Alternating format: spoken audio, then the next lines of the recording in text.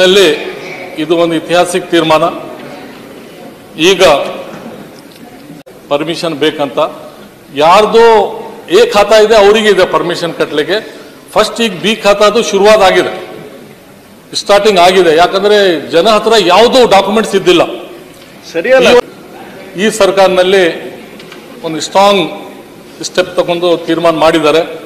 ನನ್ನ ಪ್ರಕಾರ ಇಡೀ ದೇಶದಲ್ಲಿ ಇದು ಒಂದು ಐತಿಹಾಸಿಕ ತೀರ್ಮಾನ. ಈಗ ಪ್ರತಾಪ್ ಅವರು ನಮ್ಮ ಫ್ರೆಂಡ್ ಇದ್ದಾರೆ, ಹೇಳ್ಬೋದು. ಅವರು 2-3 ಸಲಹೆ ಕೊಟ್ಟಿದ್ದಾರೆ.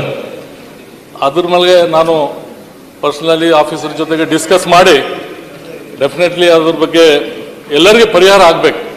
ಮತ್ತು ತಾವು ಏನು ಹೇಳಿದರೆ ಅದು ಮನೆ ಫಸ್ಟ್ ಫ್ಲೋರ್ ಸೆಕೆಂಡ್ ಫ್ಲೋರ್ ಕಟ್ಟಲಿಕ್ಕೆ ಪರ್ಮಿಷನ್ ಬೇಕಂತ ಯಾರ್ದು ಎ ಖಾತಾ ಇದೆ ಅವರಿಗೆ ಇದೆ ಪರ್ಮಿಷನ್ ಕಟ್ಟಲಿಕ್ಕೆ.